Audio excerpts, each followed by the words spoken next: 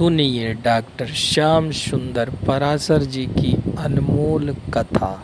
आज की इस कथा में भक्तों आप लोगों को इस माया रूपी संसार से कैसे हम लोग ईश्वर की नाम रूपी नैया पे बैठकर पार करेंगे, इस भवसागर को पार करने के क्या तरीके हैं, यह वेद सूक्त के माध्यम से आपको आज की कथा में बताया जाएगा। तो ध्यान से सुने। श्री राधे राधे। पिबत भागवतं रसमालयम्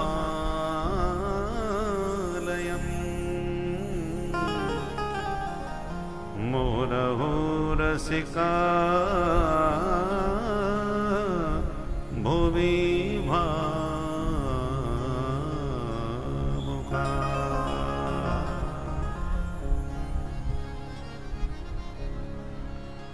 परम मंगलमय परात्पर परम अखिलेश्वर प्रभु श्री बालकृष्ण लाल की वांगमय प्रति स्वरूपा श्रीमद् भागवत महापुराण सप्ताह ज्ञान यज्ञ के द्वितीय दिवस में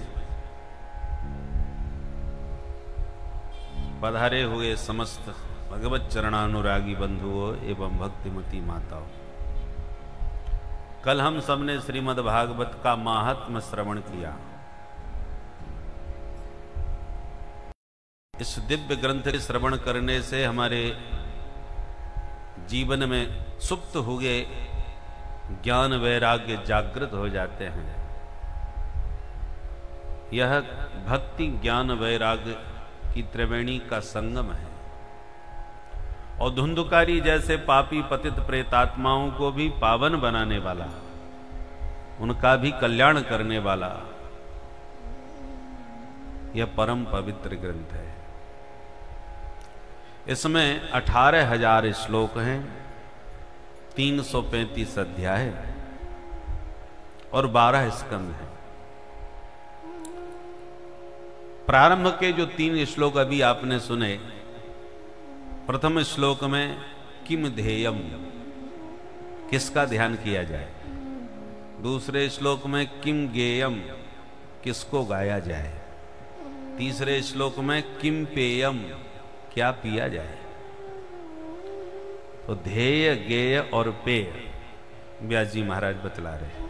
तो सबसे पहले ध्येयम, ध्यान करें। किसका ध्यान कर रहे हैं? सत्यम परम धीमहि। व्यास जी कहते हैं हम तो परम सत्य का ध्यान करते हैं, क्योंकि सत्य का सभी आदर करते हैं। संसार में ऐसा कौन है जो सत्य को स्वीकार न करे। स्वार्थ के बसीभूत कभी कभी हम झूठ का सहारा भले ले लें, पर कोई कितना भी महा झूठा व्यक्ति हो, वो ये कभी नहीं चाहेगा कि मुझसे कोई झूठ बोले। झूठे से झूठे व्यक्ति से यदि आप झूठ बोलोगे तो वो नाराज हो जाएगा।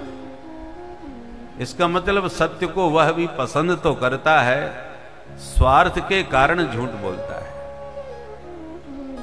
तो सत्य का सभी के हृदय में आदर होता है। इसलिए ये सार्वभौम ग्रंथ श्रीमद् भागवत महापुराण है, जिसमें व्यास जी महाराज सत्य की ही वंदना करते हैं। सत्यम परम धीमहि। वो परम सत्य है कौन? बोले जन्माद्यस्य यतः, ये ब्रह्म सूत्र है। ब्रह्म सूत्र का पहला सूत्र है अथातो ब्रह्म जिज्ञासा, और दूसरा सूत्र है जन्माद्यस्य यतः। तो ब्रह्म सूत्र के इस द्वितीय सूत्र से ही श्रीमद् भागवत का शुभारंभ हुआ। और इस सूत्र से शुभारंभ करके व्यास जी स्पष्ट कर देना चाहते हैं कि इसमें हम जो भी कहने जा रहे हैं सब वैदिक सूत्रों की ही व्याख्या है। यह वेद सम्मत ग्रंथ है। हमारे यहां वेदों को सर्वोपरि माना गया है।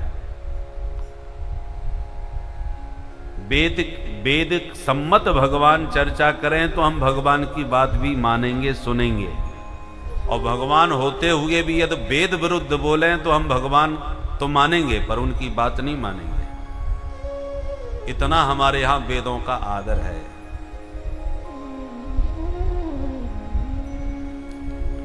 तो श्रीमद् भागवत वेदों के मंत्रों की ही व्याख्या से परिपूर्ण है, इसलिए वैदिक सूत्र से शुभारंभ हुआ।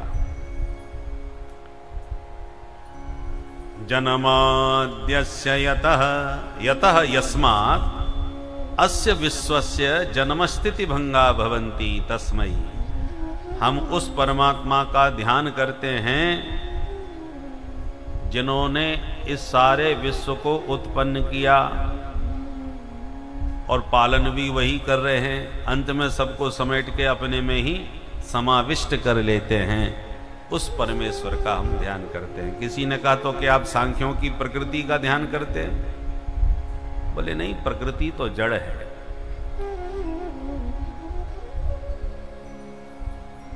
हम तो अभिज्ञ स्वराट, जो स्वप्रकाश है और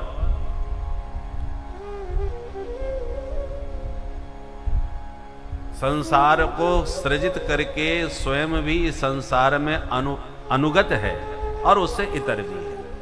अन्वयाद इतरतः, जैसे मिट्टी से घड़ा बना तो घड़े में मिट्टी अनुगत है, पूरा घड़ा ही मिट्टी का बना है, तो मिट्टी घड़े में समाई हुई है पर उससे अलग भी है। ऐसे भगवान ने संसार बनाया तो भगवान संसार में अनुगत भी है और इससे इतर भी है, अलग भी है। जन्माद्यस्य यतोऽन्वयादितरतः चार्थे स्वभिज्ञ स्वराट, जो सर्वज्ञ है, स्वप्रकाशित है। तो किसी ने कहा तो आप क्या हिरण्यगर्भ का ध्यान कर रहे हैं? वेदों के अनुसार हिरण्यगर्भः समवर्तताग्रे भूतस्य जातः पतिरेक आसीत् सदाधार पृथिवीं यामुदेमां कस्मै देवाय हविखा विधेम। ये वेद मंत्र है। इसके अनुसार हिरण्यगर्भ से ही समस्त संसार का सृजन हुआ है। तो क्या आप ब्रह्मा जी का ध्यान कर रहे हैं? बोले नहीं नहीं, हम ब्रह्मा जी का ध्यान नहीं कर रहे, हम उसका ध्यान कर रहे हैं जिसने ब्रह्मा जी को भी सृष्टि के आदि में वेदों का बोध कराया था। तेने ब्रह्म हृदय आदि कवये ब्रह्मणे हृदय संकल्पेन ब्रह्म वेद तेने। ब्रह्म का अर्थ है वेद। जिन्होंने ब्रह्मा जी को सृष्टि के आदि में वेदों का ज्ञान कराया, जबकि वेदों के तात्पर्य को जानने में मुह्यन्ति यत सूरयः सूरयः विद्वांसः मुह्यन्ति मोहम प्राप्नुवन्ति। बड़े बड़े विद्वान वेदों के तात्पर्य को नहीं समझ पाते।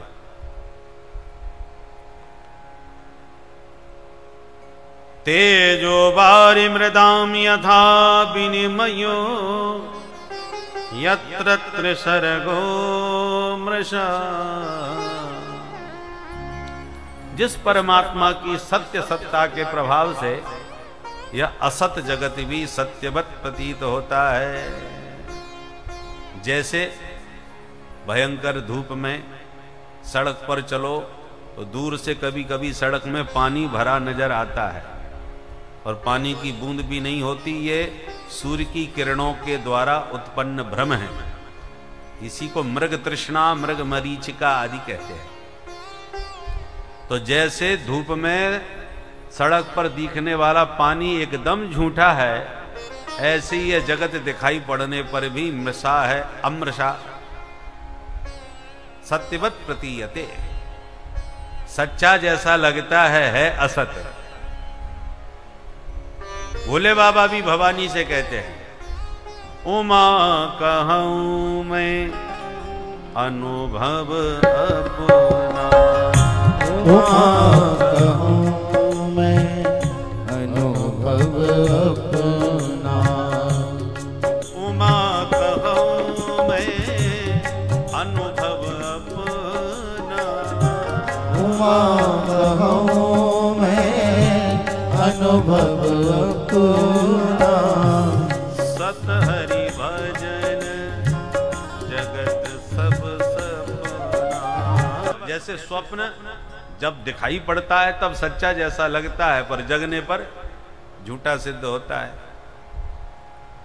ऐसे ही विवेक की आंख खुलते ही ये सारा असत जगत समझ में आ जाता है। जब तक आंख नहीं खुली तब तक सच्चा लग रहा है। धामना स्वेन सदा निरस्त कुहकम, स्वस्वरूप का बोध होते ही स्वेन धामना निरस्त कुहकम, ये माया के द्वारा कपट रूप संसार है। जैसे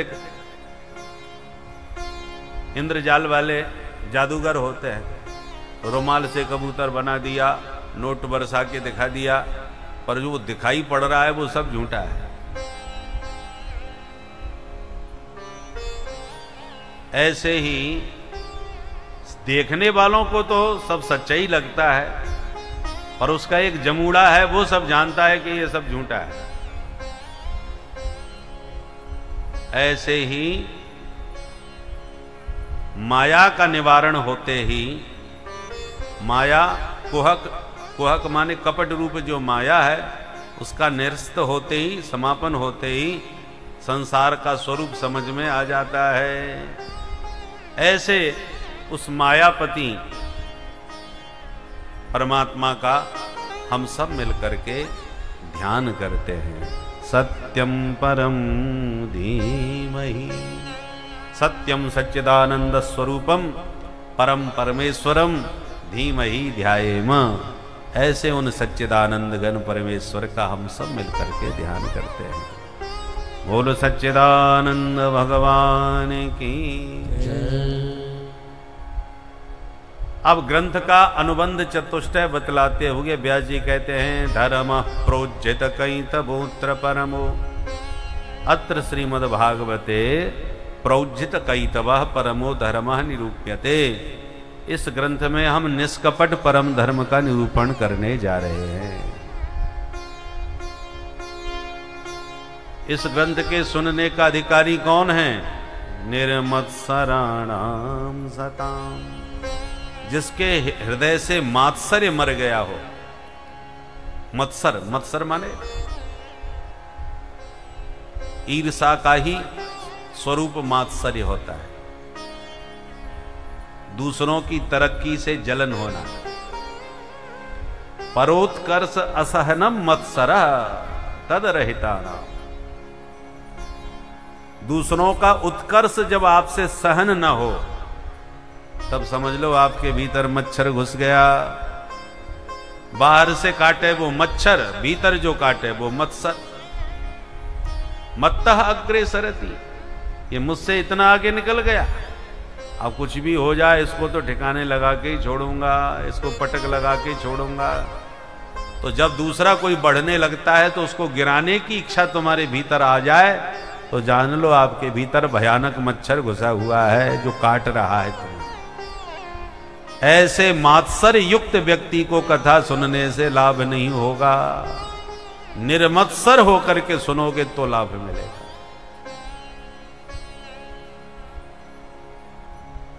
लाभ क्या होगा महाराज?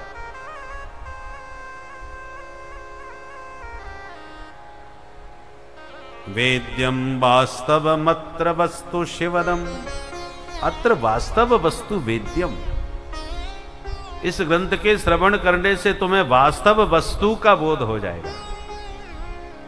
वास्तवो जीवः, वास्तवी माया, वास्तवम जगत। ये जीव जगत माया वास्तव के नाम से जाने जाते हैं। अच्छा, इनको जानने से क्या हो जाएगा? बोले शिवदम, तुम्हारा कल्याण हो जाएगा। अब कल्याण हुआ कि नहीं हो तो ऊपर वाला जाने, या मरने के बाद पता लगेगा। जीते जी फायदा क्या होगा? बोले तापत्रयोन्मूलनम। आप जो दिन रात दैहिक दैविक भौतिक तापों में तप रहे हो, तुम्हारे इन तीनों तापों का उन्मूलन हो जाएगा, जड़ से विनाश हो जाएगा। और सिर्फ इतना ही नहीं, सद्यो हृदयवरुद्धते त्रिकृत भी शुश्रूष भी तत्क्षणात्। श्रोतुम इक्षत भी, सुनने की इच्छा करने मात्र से ही तत्क्षणात् ईश्वर हृदय अवरुद्धते, उसी पल उसी क्षण ईश्वर तुम्हारे हृदय में आकर के अवरुद्ध हो जाएंगे, कैद हो जाएंगे।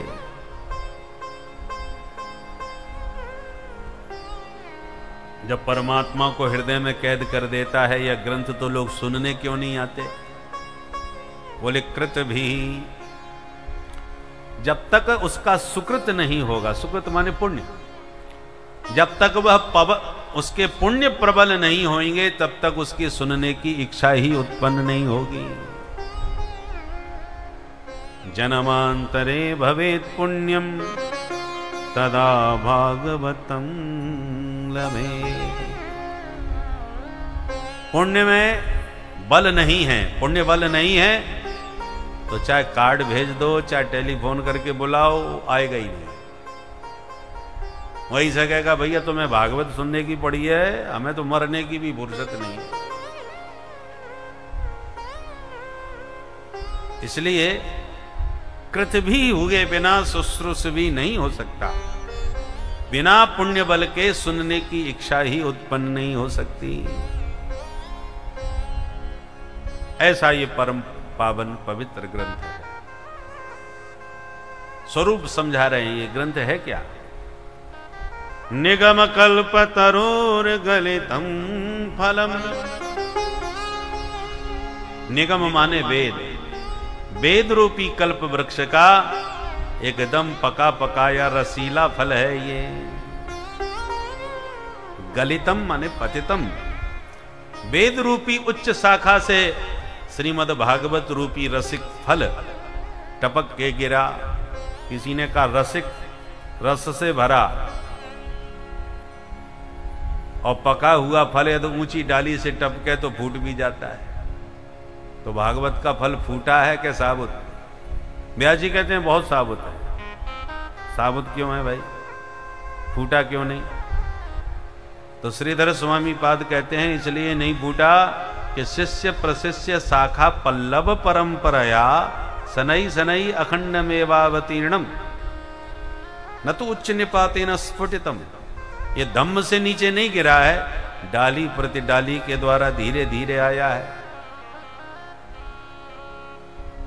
सबसे पहले नारायण की शाखा से टपका तो ब्रह्मा की शाखा पर अटका, फिर ब्रह्मा की शाखा से टपका तो नारद की शाखा पर लटका, फिर नारद की शाखा से टपका तो व्यास की शाखा पर अटका, फिर व्यास की शाखा से टपका तो सुख शाखा पर लटका, फिर सुख शाखा से टपका तो परीक्षित के माध्यम से सभी संतों को सुलभ हो गया। तो डायरेक्ट यदि आता गिरता तो शायद फूट जाता, पर डाली प्रति डाली के द्वारा धीरे धीरे गिरा है, इसलिए साबुत है, सुरक्षित है और रस से भरा हुआ है। अखंडित फल है, खंडित नहीं हुआ। अच्छा बाबा तो ये बताओ ये फल तुम्हारा मीठा है कि खट्टा? बोले बहुत मीठा है। बोले आपके कहने से कैसे माने, कोई सबूत दीजिए। आपका फल है तो आप तो मीठा कहोगे ही।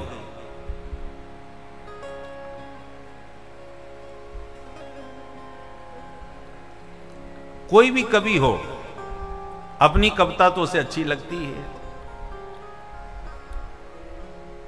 तो व्यास जी आपकी लेखनी से यह ग्रंथ प्रकट हुआ है तो आप उसे गलत थोड़ी बताओगे।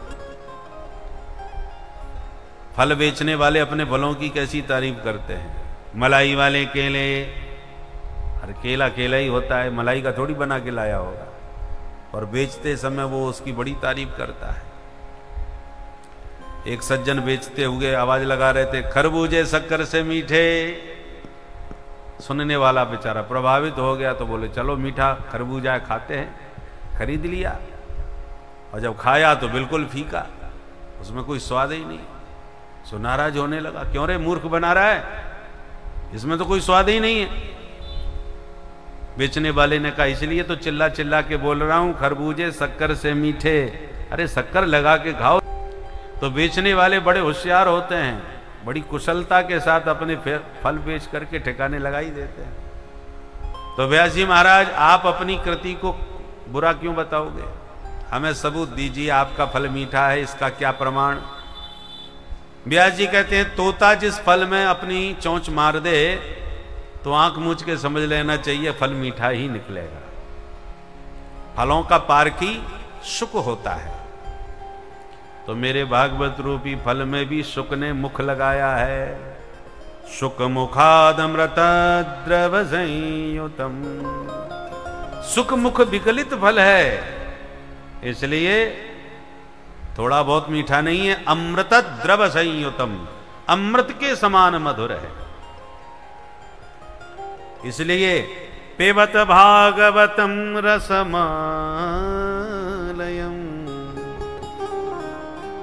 मुहुरहो रसिका भुवि भावुका।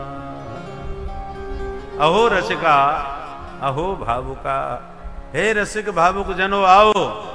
और मुहु मुहु पिबत, मुहु मुहु माने बारंबार, मुहुर मुहु, बारंबार जितनी बार पियोगे उतना ही स्वाद आएगा। और स्वाद नहीं आ रहा तो इसका मतलब अभी ढंग से आपने पिया ही नहीं। पहली बार कोई शराब पी है तो मुंह बिगड़ जाए, और थोड़ा थोड़ा पीने लग जाए तो ऐसा चस्का लग जाता है कि पिए बिना फिर रहा नहीं जाता। जिनको अनुभव हो पूछ के देख लो। बोलो राधे राधे। हमने तो सुना है भाई, और देख भी रहे हैं। तो जब कड़वी चीज भी बार बार पीने से फिर उसका व्यसन लग जाता है, उसके बिना फिर रहा नहीं जाता। फिर ये तो अखिलम मधुरम, ये तो मीठा फल है भाई। इसलिए बार बार पियो, जितनी बार पियोगे उतना स्वाद आएगा। पर ये अमृत कानों से पिया जाता है, मुंह से नहीं। कर्ण पुट ही पिबंत्य, कान के दोनों में भर भर के हे रसिक जनो इस भागवत सुधा रस का पान करो। बोलो भागवत भगवान की। प्रथम अध्याय में नैमिषारण्य में सूत जी महाराज ने व्यासपीठ पर विराजमान सूत जी से 6 प्रश्न पूछे हैं। पहला प्रश्न, घोर कलयुग आ गया है महाराज, लोगों की बुद्धि भी मंद है और भाग्य भी मंद है। ऐसे मंद भागी कलयुग के प्राणियों का कैसे कल्याण होगा? पहला प्रश्न। दूसरा प्रश्न, हमारे धर्मशास्त्र बहुत हैं, पढ़ने की फुर्सत किसी को नहीं, इसलिए इन सभी शास्त्रों का सार क्या है वो आप संक्षेप में समझाओ। तीसरा प्रश्न, भगवान यदि सर्व समर्थ हैं तो बार बार अवतार क्यों लेते हैं? रावण ने आतंक फैलाया तो राम जी बन के आ गए, कंस ने आतंक फैलाया कन्हैया बन के आ गए।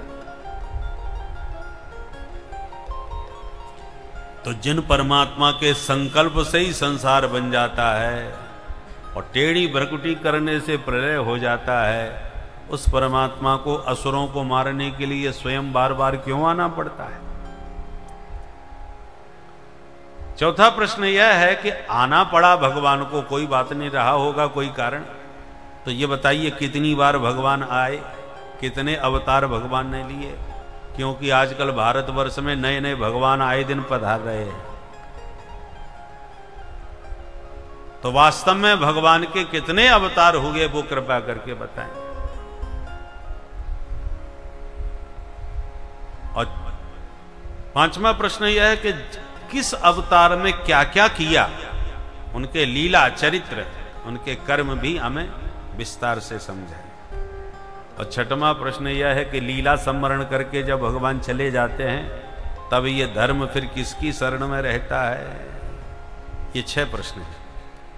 किम श्रेयः शास्त्र सारः कः स्वावतार प्रयोजनम, किम कर्म केवताराश्च धर्मः कम शरणं गतः। इन प्रश्नों को सुनकर के सूत जी बोले, ऋषियों पहले अब अपने गुरुदेव का ध्यान कर लें, फिर आपको इन प्रश्नों का जवाब देते हैं। तब 2 श्लोकों में श्री सूत जी महाराज ने गुरु वंदना करी। सूत जी महाराज के सदगुरु भगवान व्यासनंदन सुखदेव जी हैं। तो सुखदेव जी का 2 श्लोकों में ध्यान किया। यं प्रव्रजन्तमनुपेतमपेतकृत्यम् द्वैपायनो विरह कातर आजुहाव पुत्रेति तन्मयतया तरवोभिनेदुस्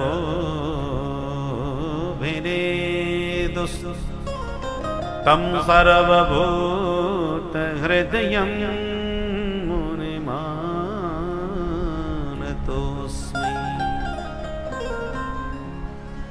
यस्वानुभावमखिल श्रुतिसारमेकम् अध्यात्मदीपमतिथितीनिशितान्तमोन्दम् संसारिणां करुणयाः पुराणगुह्यम्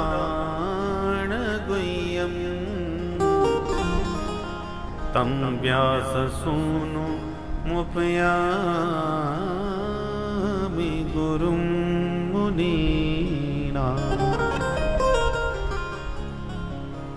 कैसे हैं सुखदेव जी? यम प्रव्रजंतम अनुपेतम अपेत कृत्यम, जो पैदा होते ही सन्यासी हो गए। व्यास जी महाराज विरह से कातर होकर के पुत्र पुत्र पुकारते जिन सुखदेव जी के पीछे पीछे दौड़े, पर मुड़ के भी एक बार जिसने संसार की ओर नहीं देखा, जिनका अभी उपनयन भी जनेऊ भी नहीं हुआ था, जब व्यास जी महाराज उन्हें पुकारते हैं बेटा, तो जंगल के वृक्षों से भी प्रतिध्वनि लौट के आती है, बेटा बेटा बेटा। मानो सर्वभूत हृदय सुखदेव जी उन वृक्षों के माध्यम से पिताजी को कुछ संदेश दे रहे हैं। पिताजी, कौन किसका बेटा, ये संसार के अनित्य संबंध हैं।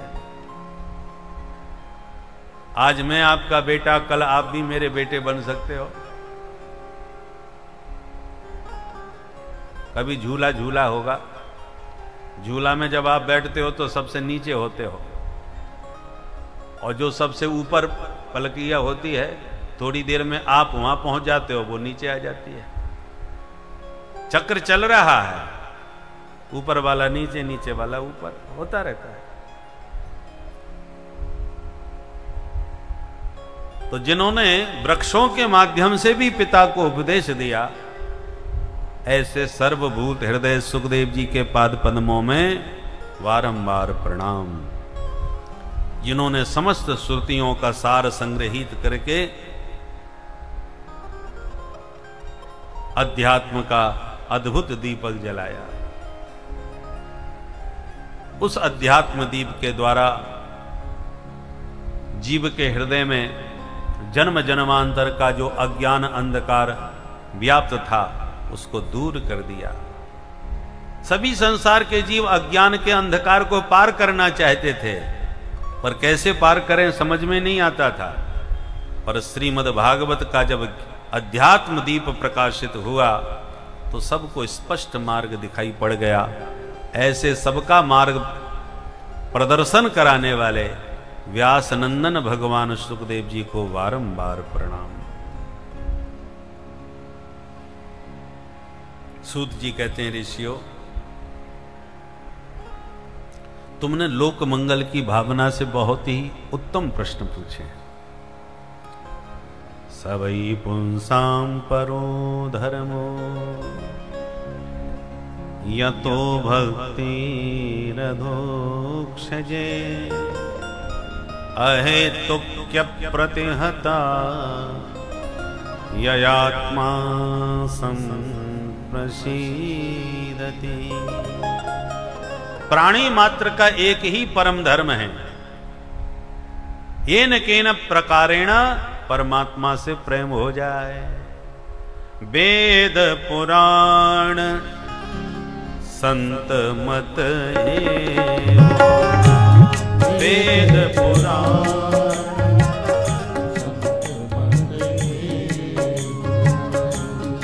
वेद पुराण संत मत है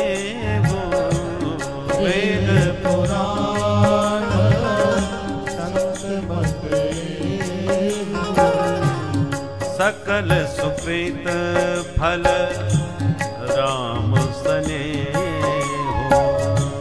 सकल सुकृत फल राम स्नेहो, सकल सुकृत फल राम स्नेहो, सकल सुकृत फल राम स्नेहो। सकल सुकृत फल, जितने भी सुकृत माने पुण्य हैं, अभी तक जीवन में जो भी पुण्य आपने किए हैं, उन सभी पुण्यों का एक ही फल है कि राम जी से प्रेम हो जाए, भगवान के चरणों में अनुराग हो जाए। आपने बड़े बड़े शुभ कर्म किए पर भगवान का प्रेम आपके भीतर नहीं जगा तो श्रम एव ही केवलम, कोरा परिश्रम किया आपने।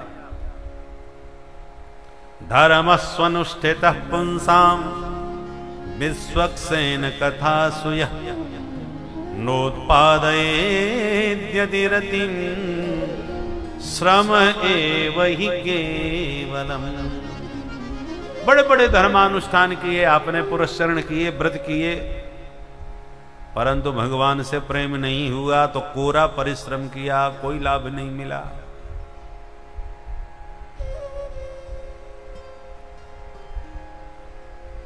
इसलिए यतो भक्ति ही अधोक्षजे, भगवान के चरणों में जब भक्ति उत्पन्न हो जाएगी तो जनयत्यासु वैराग्यम, फिर आपको संसार छोड़ना नहीं पड़ेगा, संसार अपने आप छूट जाएगा, वैराग्य अपने आप आपके भीतर जागृत हो जाएगा। भक्ति के दो बच्चे हैं, ज्ञान और वैराग्य। आप तो केवल भगवान के चरणों की भक्ति करो, भगवान से प्रेम करो, वह भगवत प्रेम ही आपके भीतर संसार के प्रति वैराग्य उत्पन्न करा देगा और वही भगवत तत्व का बोध करा देगा। प्रेम में बड़ी अपूर्व शक्ति है। गोपियां बिचारी अनपढ़ थीं, अशिक्षित थीं, कोई वेद वेदांत पढ़ने कहीं नहीं गई, पर गोविंद से प्रेम इतना अनूठा किया कि गोपियों के उस प्रेम का परिणाम ये हुआ, उनके भीतर भगवत तत्व का इतना ज्ञान हो गया कि उद्धव जैसा ज्ञानी उनके सामने फैल हो गया। और वैराग्य भी उच्च कोटि का, गोपियों जैसा वैराग्य किसको होगा? एक क्षण में सब कुछ छोड़ देती है। या दुस्तजम स्वजनम आर्यपथम च हित्वा, दुस्त्यज स्वजन आर्यपथ, एक सती साध्वी कुलीन स्त्री के लिए लोक लाज मर्यादा का त्याग सबसे अधिक है कठिन त्यागना, पर उन गोपांगनाओं ने वह दुस्त्यज आर्यपथ का भी परित्याग कर दिया गोविंद के प्रेम में। इससे बड़ा त्याग और क्या होगा? अकुलीन स्त्री के लिए तो त्यागना ये सरल काम है। जो कुल मर्यादा को जाने ही नहीं वो त्यागेगी क्या, पर जो जानती है, मर्यादा को समझती है, उसके लिए त्यागना बहुत दुस्त्यज होता है। इसलिए उद्धव जी ने कहा या दुस्त्यजम स्वजन, पहले तो स्वजनों का त्याग करना दुस्त्यज होता है, बंधु बांधवों का त्याग करना दुस्त्यज होता है, उस पर भी आर्यपथ, अपनी परंपरा, अपनी मान मर्यादा, उसको त्यागना तो स्त्री के लिए बहुत ही कठिन होता है। या दुस्त्यजम स्वजन मार्यपथम च हित्वा, परंतु गोपियों ने वो भी त्याग दी। और भेजुर मुकुंद पद भी, गोविंद के चरण कमलों से प्रेम किया और उस प्रेम का परिणाम ये हुआ कि उन्हें गोविंद के वास्तविक तत्व का भी बोध हो गया। वो जानती हैं नखल गोपिका नंदन, ये केवल जसोदा के बेटा नहीं है, अखिल देह नाम अंतरात्म दृक्, समस्त देहधारियों के तो अंतर्यामी है, आत्मदृष्टा है। ये गोपियों को ज्ञान कहां से हुआ? गोविंद के चरणों के प्रेम से हुआ। इसलिए हम और आप बहुत ज्यादा धर्म शास्त्रों को पढ़ने में कितनी भी बुद्धि लगाओ भ्रमित हो जाओगे। श्रुतियां विभिन्न प्रकार की हैं, स्मृतियां बहुत प्रकार की हैं, परंतु वो गूढ़ तत्व तो किसी गुफा में छुपा हुआ है, जिसे जानना सामान्य व्यक्ति के बस की बात नहीं है। इसलिए केवल हरि के चरणों से प्रेम करो, वो गूढ़ तत्व भी समझ में आ जाएगा, संसार से वैराग्य भी हो जाएगा। कुछ करने की जरूरत नहीं है, केवल उसके हो जाओ, बाकी काम वही संभाल लेंगे। बच्चा केवल पैदा होता है मां के गर्भ से, फिर बाकी जब तक वो अबुध है तब तक सारी जिम्मेवारी मां ही निभाती है। क्या खिलाना है, क्या पिलाना है, कब सुलाना है, कब उसको नहवाना है, सारे काम जैसे मां निभाती है, ऐसे ही जो भगवान के भक्त हो जाते हैं उसकी सारी जिम्मेवारी भगवान ही निभाते हैं। करऊं सदा तिनकी रखवारी, करहु सदा तिनकी रखवारी, करऊं सदा तिनकी रखवारी, करहु सदा तिनकी रखवारी, जिमि बालक राखई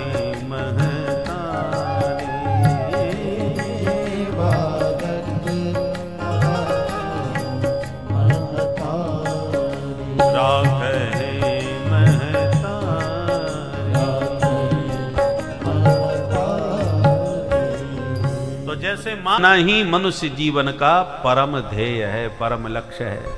बहुत पैसा कमाना, बहुत मान प्रतिष्ठा समाज में बनाना, ये लक्ष्य नहीं है मनुष्य का। तो मनुष्य के जीवन का लक्ष्य क्या है? जीवस्य तत्व जिज्ञासा। मनुष्य के जीवन का परम लक्ष्य है तत्व का जिज्ञासु बने, तत्व को जान ले।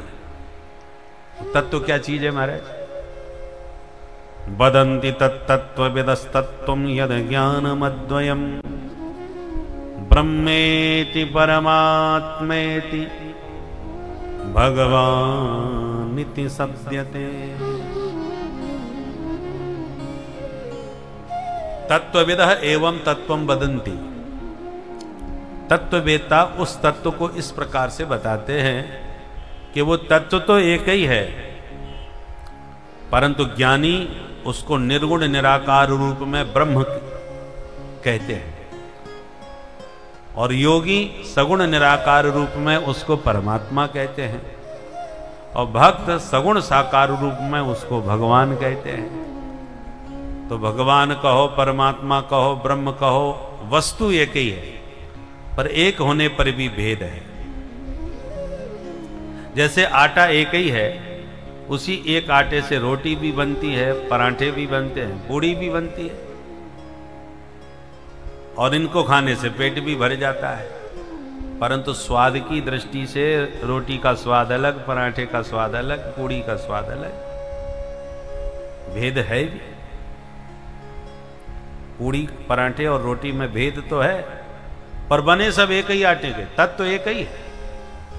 उसी प्रकार ज्ञानियों को ब्रह्म में आनंद आता है, योगियों को परमात्मा में, और भक्तों को अपने भगवान में।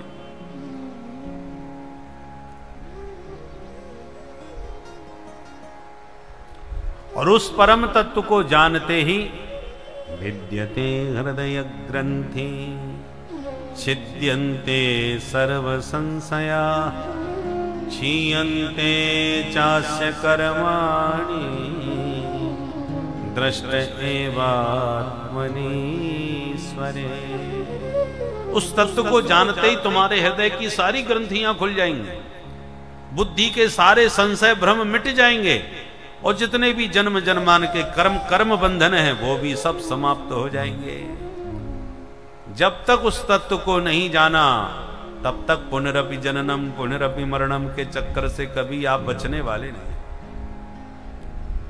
और मनुष्य शरीर के अलावा वह तत्व अन्य शरीर से जाना भी नहीं जा सकता। गधा घोड़ा क्या जाने तत्व क्या होता है। तो केवल मनुष्य के अंदर ही इतना विवेक है कि वो उस परम तत्व को जान सकता है। इसलिए उस परम तत्व को जानना ही मानव जीवन का परम लक्ष्य होना चाहिए। महाराज ये जो भागवत आप हमें सुना रहे हैं, बताइए इसकी रचना किसने करी, कब करी? द्वापरे समनुप्राप्ते तृतीये युग पर्यये जात पराशराद्योगी वासव्याम कलया हरे। द्वापर के अंत में कृष्ण द्वैपायन वेद व्यास जी का अवतार हुआ, जो पराशर ऋषि के पुत्र हैं, पराशरात्मज त्रिकालज्ञ थे व्यास जी महाराज। इन्होंने अपनी दिव्य दृष्टि से भविष्य पर दृष्टिपात किया तो देखा घोर कलयुग के कलुषित प्राणी हैं। तो व्यास जी विचार करने लगे, ये मंदभागी मंद बुद्धि प्राणियों का कैसे कल्याण होवे। तो व्यास जी ने पहले एक ही वेद था, ऋग्वेद, उसके 4 विभाग कर दिए, ऋग यजु साम अथर्व। पर वेदों की भाषा ये लोग समझ नहीं पाएंगे, इसलिए पंचम वेद लिखा, उसका नाम है महाभारत। 1,00,000 श्लोकों का विशाल ग्रंथ, उसी में भगवद गीता 700 श्लोकों की, जिसमें सारे वेद उपनिषदों का सार निकाल करके रख दिया। सर्वोपनिषदो गावो दोग्धा गोपाल नंदना।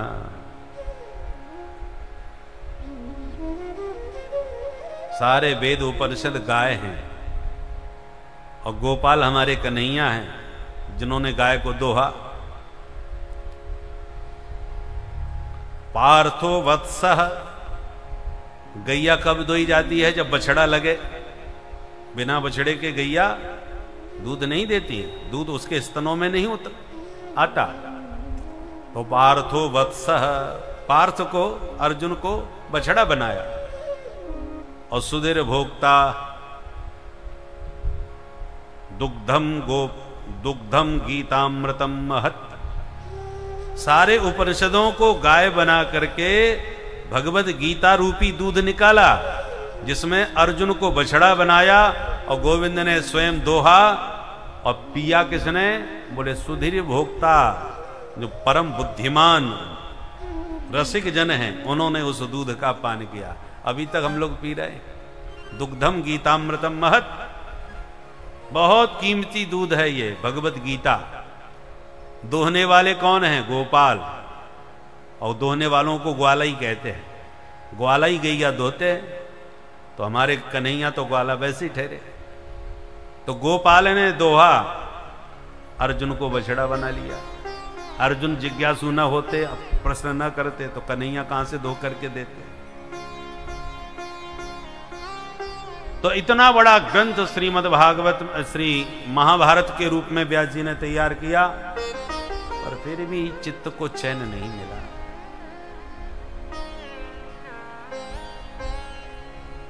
तब पुराणों की रचना करी, एक एक करके 17 पुराण लिख लिए। और 17 पुराण लिख करके भी व्यास जी को चित्त को पूर्ण संतोष नहीं मिला। तो सिर पकड़ के बैठ गए, अब क्या करूं।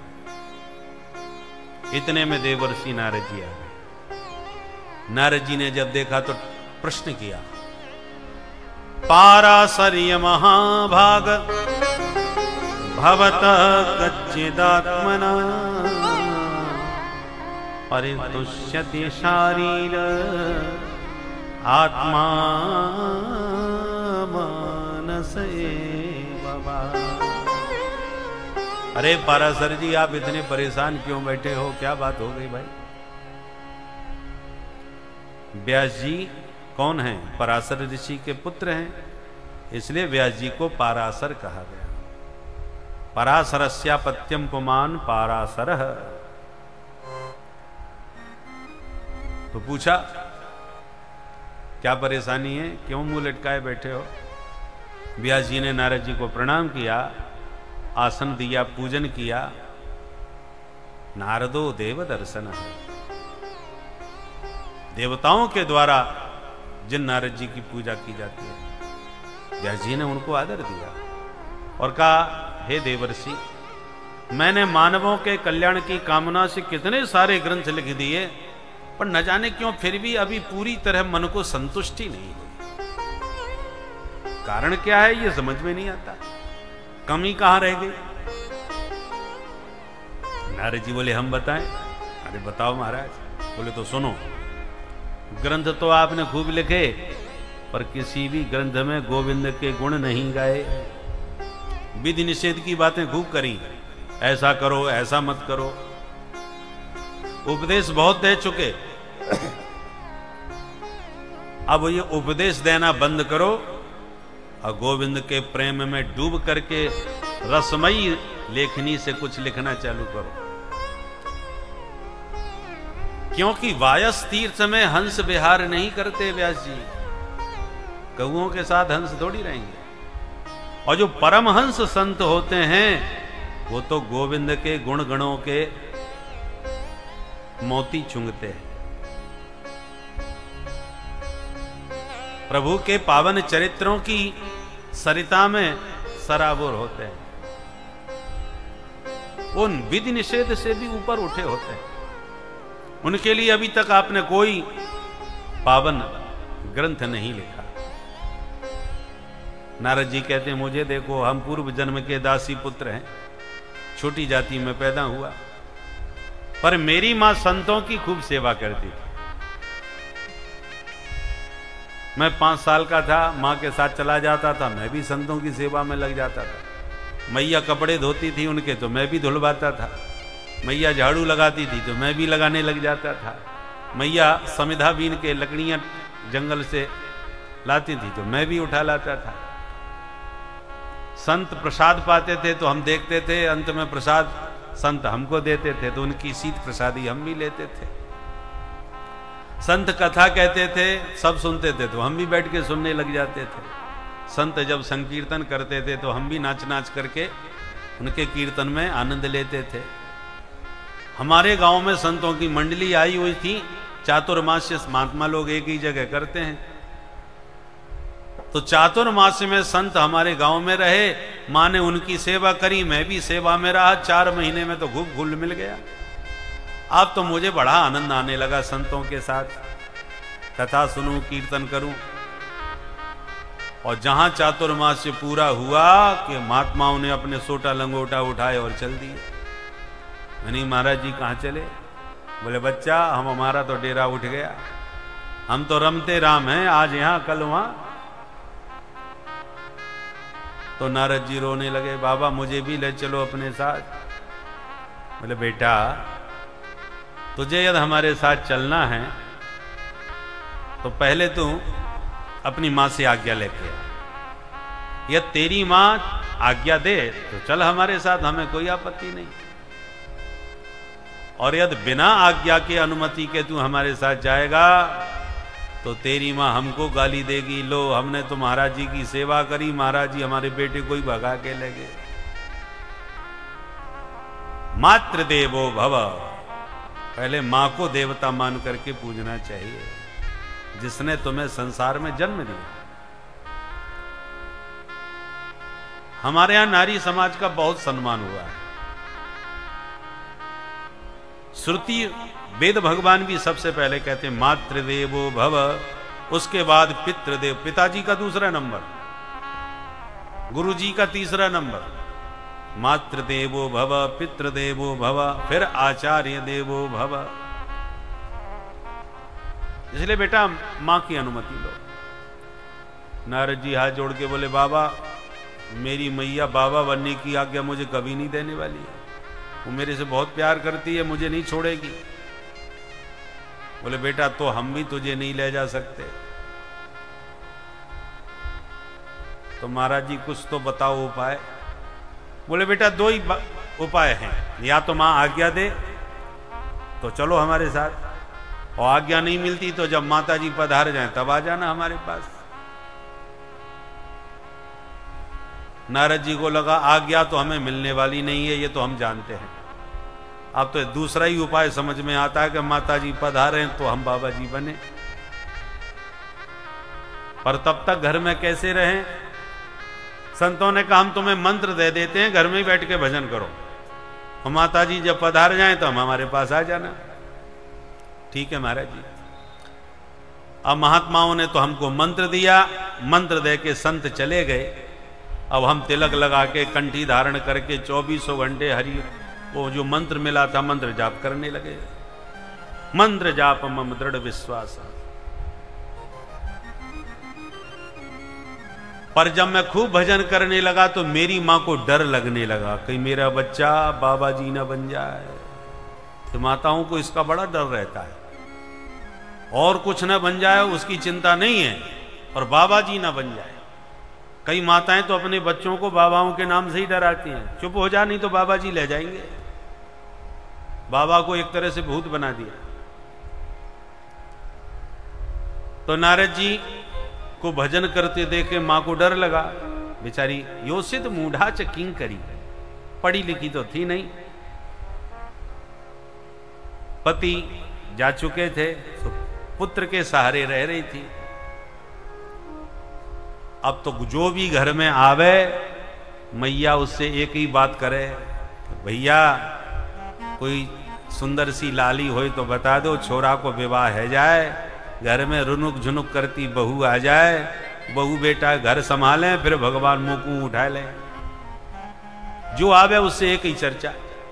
सुन सुन के नारद जी घबरावे, हे भगवान अभी तो हम मैया के पधारने की प्रतीक्षा में पड़े हैं, और कहीं शादी करके मैया गई तो फिर उसकी प्रतीक्षा करनी पड़ेगी, हमारी जिंदगी तो प्रतीक्षा में ही चली जाएगी, फिर बाबा कब बनेंगे, भजन कब करेंगे।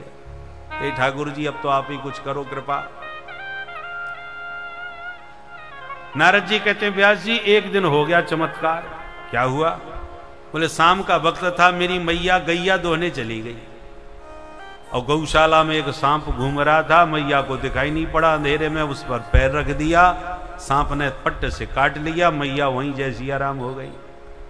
मैं अपने भजन में बैठा था, एक गांव के सज्जन भागते हुए आए, अरे तू यहां बैठा माला सटका रहा है, तेरी मैया को नाग ने काट ली, वो मर गई। मैं एकदम उछल पड़ा, क्या कहा मैया मर गई? बोले हाँ।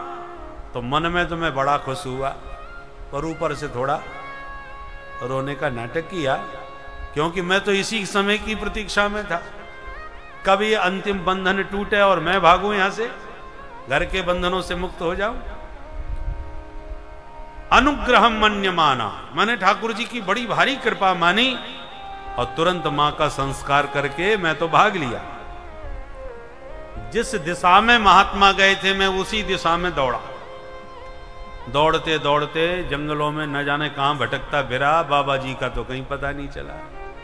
अब वो रमते बाबा कहां के कहां पहुंच गए, मैं कहां ढूंढता फिरता, कहीं भी संतों का पता नहीं चला। ढूंढते ढूंढते जंगलों में भटक गया, थक गया। एक सरोवर मिला तो उसमें मैंने स्नान करके थकान दूर करी, ठंडा ठंडा पानी पिया, और एक वृक्ष के नीचे बैठ करके जो मंत्र मिला था उसी का भजन करने लगा।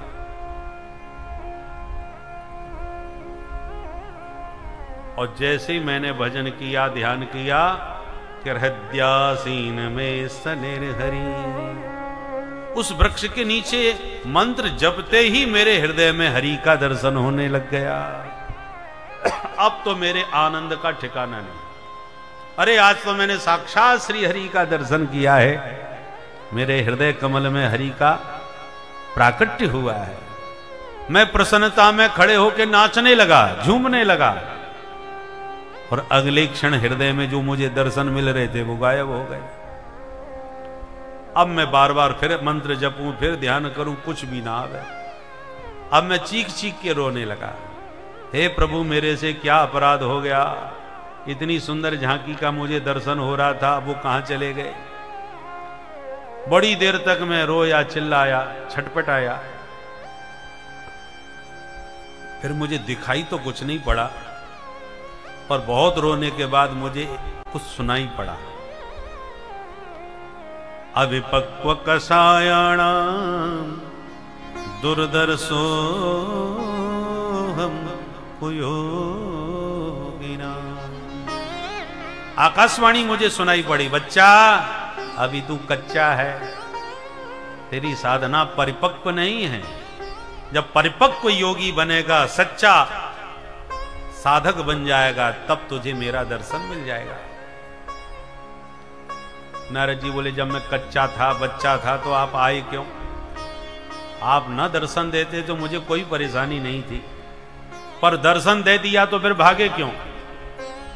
भगवान बोले, बच्चा, आकाशवाणी ने कहा कि तुम अभी अपरिपक्व हो, कच्चे हो, तो तुम्हारे मन में यह संदेह का बीज उत्पन्न न हो जाए कि न जाने भगवान होते भी हैं कि नहीं।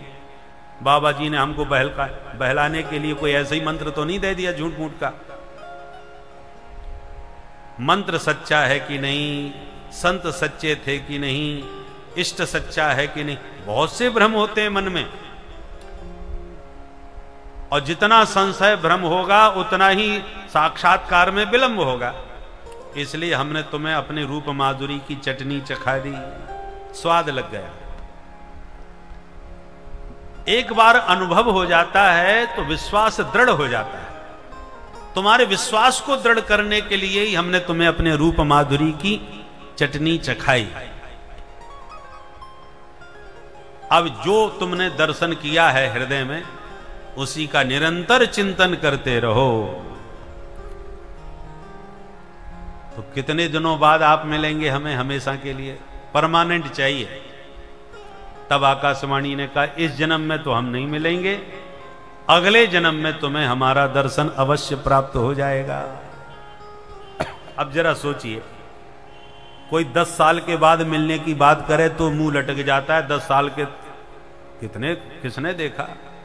यहां तो 10 साल की बात नहीं, 50 साल की बात नहीं, अगले जन्म की बात कि बेटा इस जन्म में तुम हमें नहीं पा सकोगे, लगे रहे लगातार साधन में, तो अगले जन्म में हम तुम्हें मिल जाएंगे। पर नारद जी कहते हैं, व्यास जी, इतना सुनकर के मैं उदास नहीं हुआ, बल्कि नाचने लगा। चलो कोई बात नहीं, मिलना तो पक्का हुआ, ये भ्रम तो मिट गया कि न जाने मिले कि न मिले। जब मिलना पक्का है तो अब जब भी मिलेंगे तब कोई बात नहीं, निश्चित तो हो गया। इससे 2-3 बातें सही हो गई। एक तो मंत्र पक्का है, ये भी पता चल गया। सदगुरु सच्चे थे जिन्होंने मंत्र दिया, वो भी बात पक्की हो गई। और मिलना भी कन्फर्म हो गया कि भगवान स्वयं कह रहे हैं मिलूंगा, तो अब किस बात की चिंता? नारद जी कहते हैं, मैं तो बस उसी मंत्र को पकड़ के उसी पीपल के नीचे बैठ गया।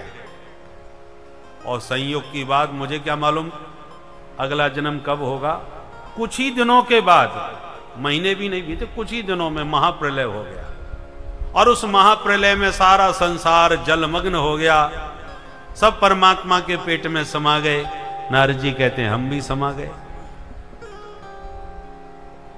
और जब सृष्टि का शुभारंभ हुआ तो नारद जी कहते हैं, वो दासी पुत्र नारद इस कल्प में जब सृष्टि का शुभारंभ हुआ तो ब्रह्मा का पुत्र बन करके पैदा हुआ है।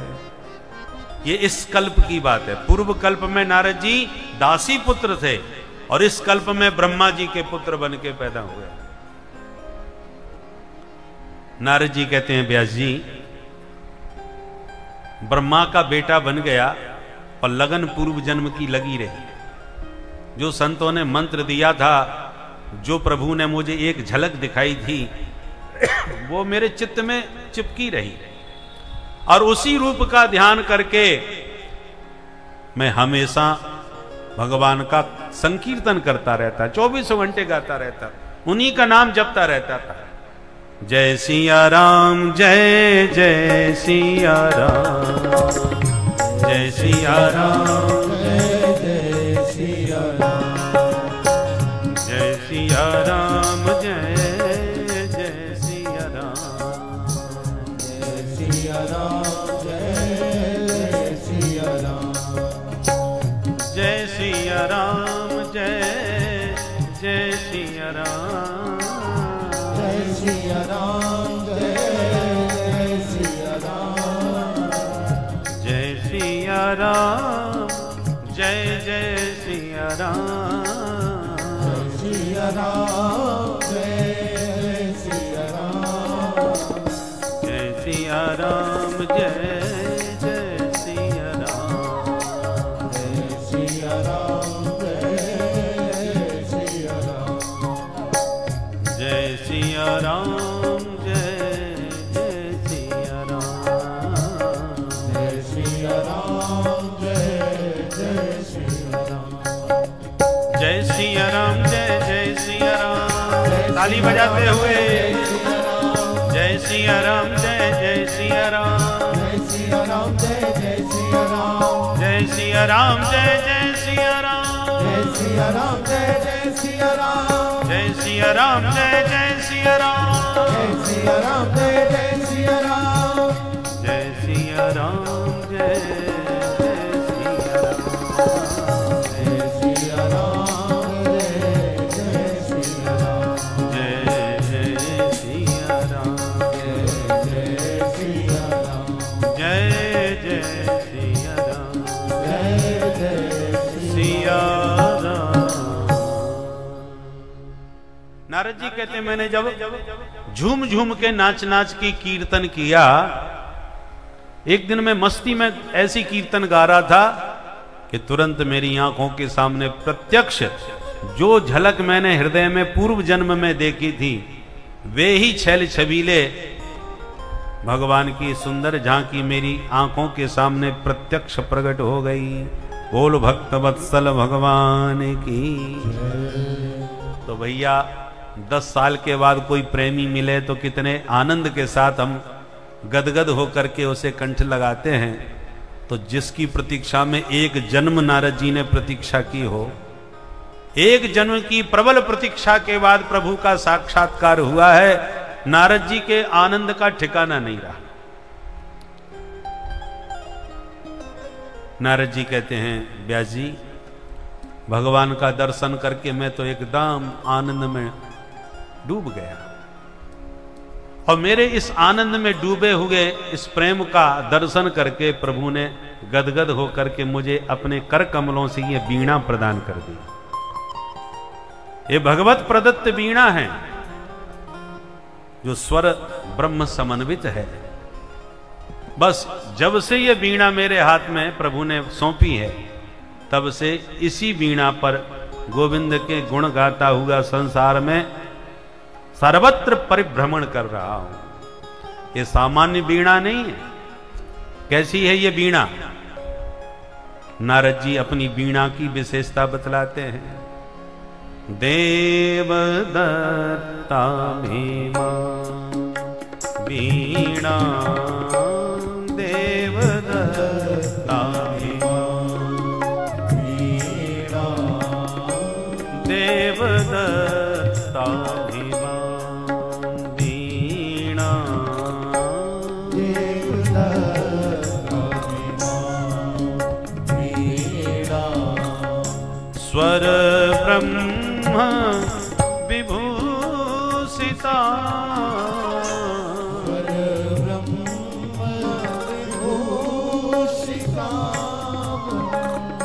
देवदत्ता भीमा वीणा, देवदत्ता भीमा वीणा, मूर्छयित्वा हरि कथा,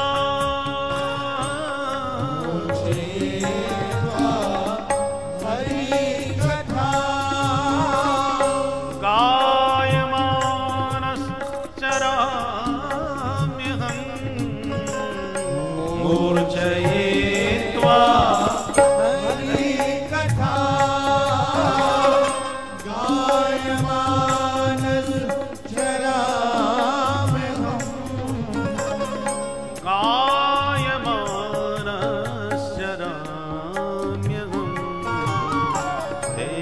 देवदत्ता भीमा वीणा, देवदत्ता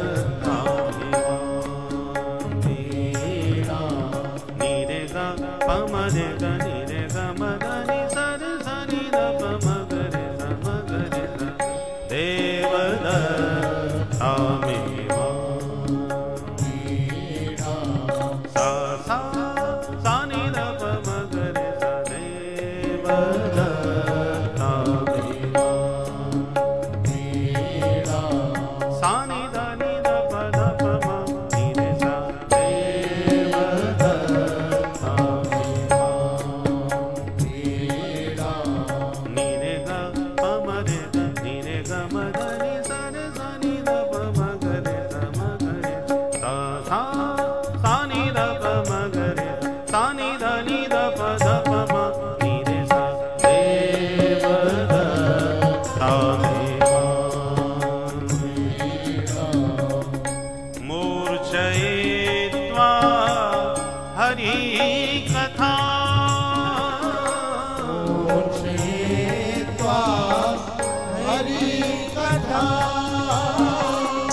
मूर्छयित्वा निरेगा पमध मद सा सा मूर्छयित्वा गमधनि सा गमधनि सा गमधनि सा सा सा मूर्छयित्वा हरि कथा गायमानश्चराम्यहम् मूर्छयित्वा हरि कथा गायमानश्चराम्यहम्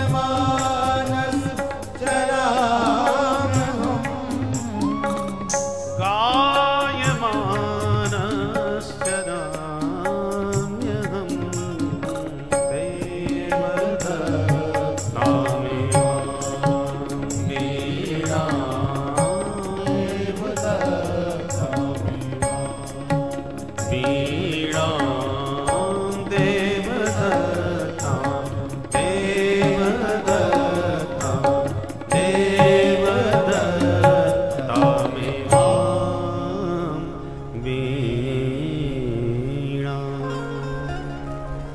इमाम वीणाम देवदत्ताम। नारद जी कहते मेरे हाथ में ये जो वीणा है ये स्वयं प्रभु के कर कमलों से दी हुई है। इसी वीणा पर प्रभु के गुण गाता हुआ जगत में विचरण करता हूं। और जब से प्रभु के गुण गाए तब से ये दासी पुत्र नारद आज जगत पूज्य नारद हो गया। मानव दानव दैत्य राक्षस कहीं भी नारद जी जाएं, नारद जी की सब जगह पूजा होती है। नारद जी कहते हैं ये पूजा मेरी नहीं, प्रभु के गुणों के गायन की पूजा है। वक्ता के चरणों में बड़े बड़े विद्वान हों, सब प्रणाम करते हैं। वक्ता उस प्रणाम को अपना प्रणाम मान बैठे कि मुझे प्रणाम कर रहे हैं। ये वक्ता को प्रणाम नहीं, अपितु वक्ता जिस व्यासपीठ पर बैठा है उस व्यास गद्दी को प्रणाम है। नारद जी कहते हैं वही मैं समझता हूं कि मैं जिन प्रभु के गुण गा रहा हूं ये उन प्रभु के गुणों का आदर है, न कि मेरा। इसलिए मैं पूरे संसार में प्रभु के गुण गाता हुआ विचरण कर रहा हूं। व्यास जी आप भी प्रभु के गुण गाओ, फिर देखो चमत्कार। नारद जी इतना कह के वहां से अंतर्धान हो गए। व्यास जी को तुरंत अपनी कमी समझ में आ गई और तुरंत अपनी गुफा से बाहर निकले, सरस्वती नदी में स्नान किया और गुफा में बैठ करके प्रभु का ध्यान करने लगे। ब्रह्म नद्याम सरस्वत्याम आश्रम पश्चिमे तटे सम्याप्रास इति प्रोक्त ऋषीणाम सत्रवर्धन। तो ब्रह्मा श्री व्यास जी महाराज ने सरस्वती में स्नान करके जैसे ही प्रभु का ध्यान किया कि ध्यान में भगवान का चरित्र प्रकट होने लगा और जैसे प्रभु की लीलाओं का दर्शन होने लगा कि व्यास जी महाराज ने गाना चालू कर दिया। उनकी वाणी से भागवत के श्लोक निश्रित होने लगे तो व्यास जी गाने लगे और देखते देखते 18,000 श्लोकों का यह पावन ग्रंथ तैयार हो गया। अब इस ग्रंथ का दर्शन करके गदगद हो गए व्यास जी। विचार करने लगे सबसे पहले कैसे सुनाऊं, तो ध्यान आ गया अपना बेटा सुखदेव जो पैदा होते ही परमहंस बन के जंगल में भाग गया था, वही परमहंस है और श्रीमद् भागवत परमहंसों की संहिता है। तो सबसे पहले उसी परमहंस को सुनानी चाहिए। व्यास जी ने अपने चेला तैयार किए और बढ़िया बढ़िया श्लोकों ने शिष्यों को रटा दिए। जंगलों में जगह जगह पर वे श्लोक शिष्य गण गाने लगे। जहां सुखदेव जी गुफा में बैठे थे निर्गुण ब्रह्म के ध्यान में, अचानक व्यास जी का एक चेला गुनगुनाता हुआ वहीं से निकला, उसी गुफा के द्वार पर बैठ करके भागवत के श्लोक गाने लगा। वो श्लोक सुखदेव जी के कान में पड़े।